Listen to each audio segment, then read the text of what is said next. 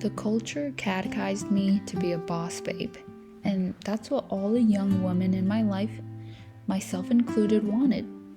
So the thing about me is I grew up with immigrant parents and we didn't have a lot growing up. So I wanted to make six figures when I was an adult. I wanted to become, by the world's standards, educated, having a master's degree, working a prestigious job like something in science or being a lawyer. Becoming a stay-at-home mom was never part of the plan. And honestly, I thought that this was just something for women who had millionaire husbands.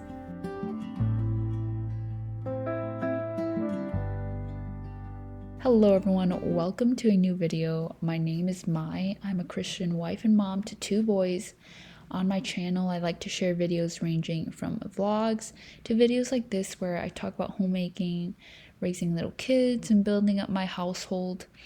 But all of that in light of God's word, because without God, nothing matters. And in this video, I wanted to share the miraculous work of God and how He has convicted me to be a stay-at-home mom. On my channel, it definitely has to do a lot with being a stay-at-home mom, and I thought I would address that and how I even got to this point. The big change of wanting to be a boss babe into a stay-at-home mom did not happen overnight. God slowly changed my heart over time, and here is that story. It all starts with when I met my now husband, Ambrose. We were long distance at the time, when we were talking and dating. So he told me that he wanted his wife to be a stay-at-home mom.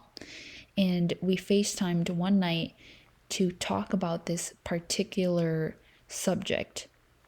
It was just dedicated to talking about being a stay-at-home mom, if our relationship would even proceed to the next stage of dating, because we were just talking at this point. He went through the scriptures with me and just made a case for what he thought was a biblical mother and wife. Some examples of that, Titus 2:4, where it talks to the older woman to train the younger woman. It says, "And so train the young women to love their husbands and children, to be self-controlled, pure, working at home, kind, and submissive to their own husbands."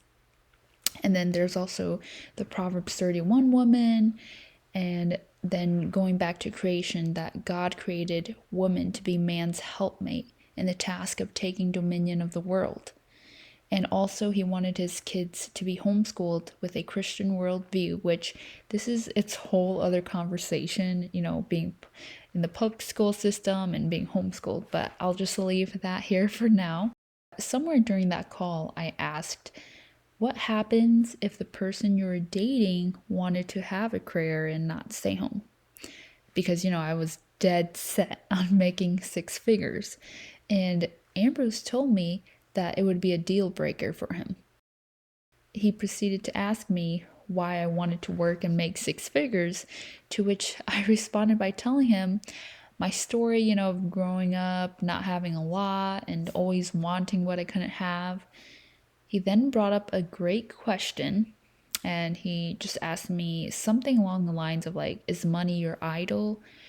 And that gave me an aha moment where I realized that I had been calling myself a Christian, which I know I had been truly saved at this point. And if you want to hear my testimony, I'll have it linked below. But yeah, I was so focused on money, and that was my goal. I was not delighting in God and being content with what He had already given me. Just the fact that I can breathe and I'm alive. He's given me so much. I have His word that I can read without being persecuted. My legs work. I can walk on them. I have food to eat. And I was just so ungrateful. And all I saw was how much I didn't fit in with the people at school. I wanted to be like the people at school who had name brands like Lululemon clothes, Nike shoes, a big house. And I say it out loud now, which it sounds so silly. These are frivolous things, but these were truly things that I cared so much about, and I was trying to chase this vain life instead of delighting in the Lord. I took a second and I just admitted to him that I was idolizing money. I was crying a lot during this call because I couldn't hold on to my idol and be with this guy that I really wanted to be with. I was very conflicted, and no one had ever come up to me and like challenged my idol, I guess, because the world tells us that we need to be boss babes in order to be seen as valuable. After a very long call and lots of crying from me, Ambrose let me go so that I could just think about it. And I called one of the women who I knew was a Christian that I trusted, and she had just been recently married to a pastor at this point. I asked for her viewpoint. You know, she's like super sweet. She told me that being a stay home mom is not a bad thing, and she, in fact, was one right now. I hope my point gets across that money is not a bad thing. Money is a tool that we use. Just like anything, we can idolize it instead of God, who we're supposed to love with all our heart, soul, and mind.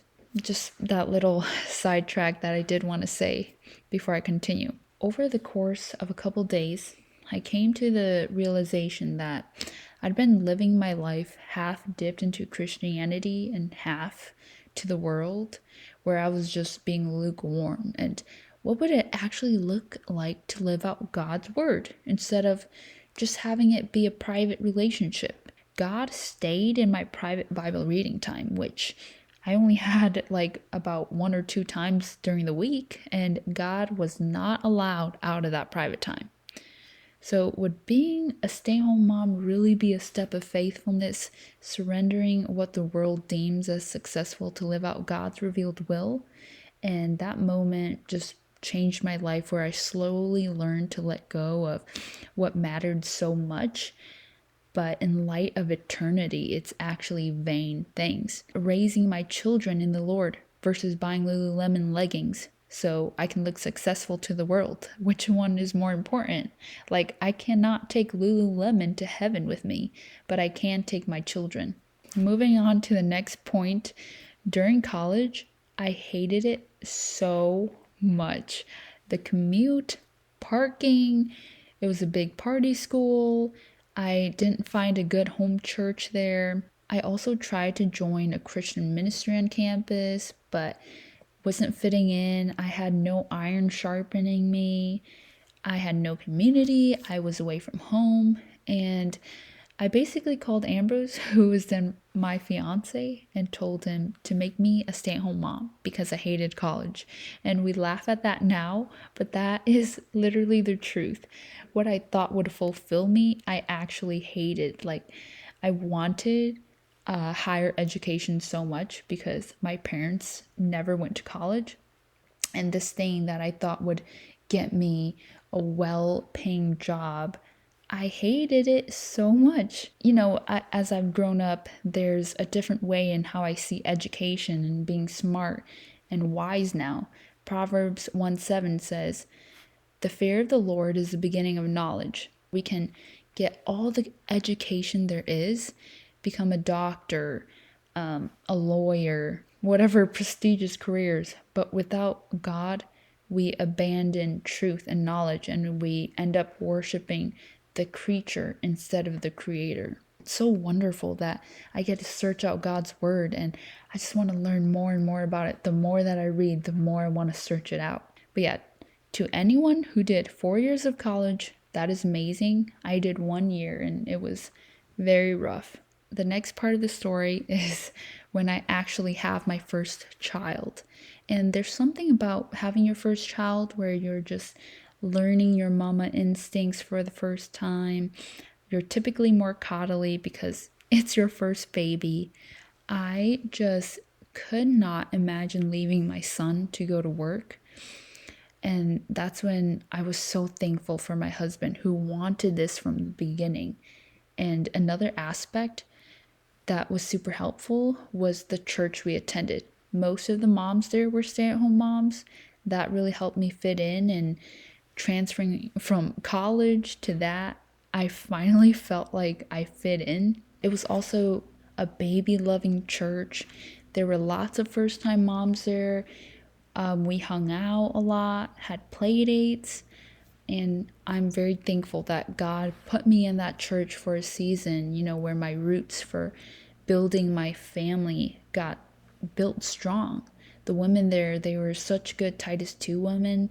They taught and showed by example, loving their husbands and loving their children so well to me. That is how God slowly convicted me over time to be a stay-at-home mom. I remember my mom was worried for us that we wouldn't have enough money on just one income, but wanting to be faithful in this aspect of our lives, regardless if Ambrose and I, we were going to be wealthy or not.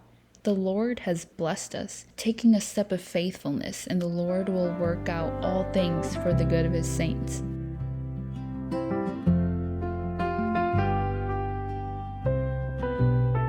Thank you so much for spending this time with me and listening to my story.